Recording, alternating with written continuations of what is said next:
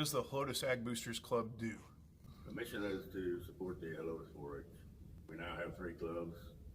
Helotes 4-H is the largest 4-H club in the state of Texas. Somewhere around 300 to 350 members, I believe we've had in the past. And we've always been able to support them with a place to have their meetings, projects, and other things that they need money for. The past few years, I think they've had around 26 different projects involved in the Helotes 4-H, from raising livestock to photography to food and nutrition, sewing, shooting sports, archery, sports fishing, wildlife, you name it. They got it as long as we have a volunteer to lead the projects. The Helotes Ag Booster Club started at Bronze Hall in 1983 under the oak tree by the baseball bleachers, where 13 members got together and decided we needed a booster club. And from there on, it just kept going. I think the next meeting we elected officers, and we moved on up, and from there to here, and it's been ever since then, it's been a great go. In 1985, we got our 501c3 nonprofit status. We didn't have it right away, but we are a nonprofit organization. The way we got this property here was the Carnival or Festival Association had their parade and festival downtown Helotes. So they wanted to move to a permanent home also. And they called me one day and asked me if we thought we would like to buy a piece of property next to them that they had a little bit more than they could handle. So there was 4.87 acres here. And at that time it was $25,000 an acre, which to me, back in '85 was a lot of money. So we told them we couldn't handle those 5 acres, so that's where the Casa Helotes Senior Citizen come in. They bought 2 acres and we bought 2.87 acres. The building was built in 1985, and one of our first members, Bill Schmidt, worked for HB Zachary. One day he told me, he said, well, Gary, they're getting ready to move this warehouse, and I think it was at Calaveras Lake, and we have an old warehouse that we would like to give to y'all. And we said, well, we can't tear it down. So a couple of weeks later, he called and said, well, we're gonna tear it down for y'all, but y'all gotta move it. So Mr. Jimmy Jones and Wilbur Davis had trucks and equipment, and we got it moved out here. When we put the building up, we put all new tin on it.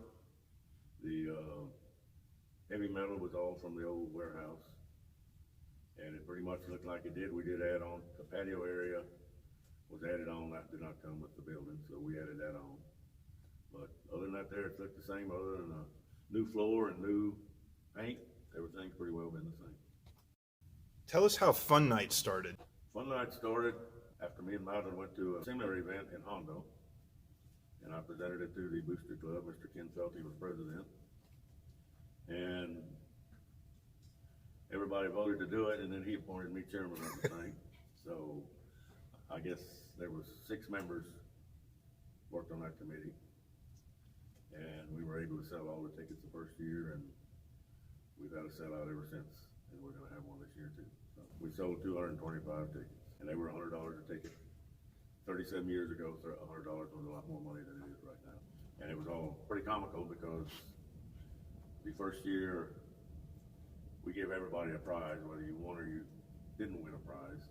We give them a bottle of Heine wine, and that was KKYX advertised and joked with that Heine wine, and we actually had one of their DJs as our MC over that time, and he can make jokes throughout the thing about the Heine wine. For the first 9 years, we had it at the Home Builders in San Antonio, because we didn't have this place. But then we opened this building in August, and the first event here was our Fun Nite. 95 was when we had our first one here. Alan Grothe started the auction committee, and they raised money to support the kids at Bear County and the Walter Gerlach auction.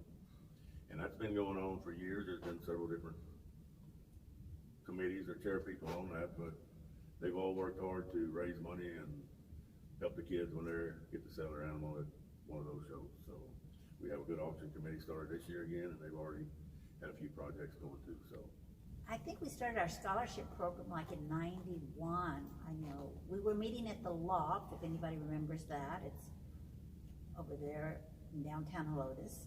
But over the years, we've given, our booster club has given over $100,000 to to our graduating seniors. We've raised money in the past by having our little piggy banks at Fun Nite. And some nights we would collect like $5,000 in change in our piggy banks. Like Gary says, our community is so generous. And we give them another piggy bank when they come to Fun Night, and they bring it back the next year full of change. We've had people bring back as many as 5 piggy banks full of change. Unbelievable. And I can never say how great this community is for the support, work, everything that's ever been done for this organization has come from our community. So that's a great, great community, and thank everybody for that.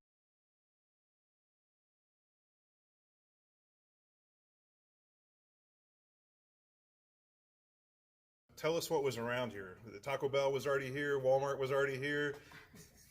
Oh, there was nothing here. These were fields and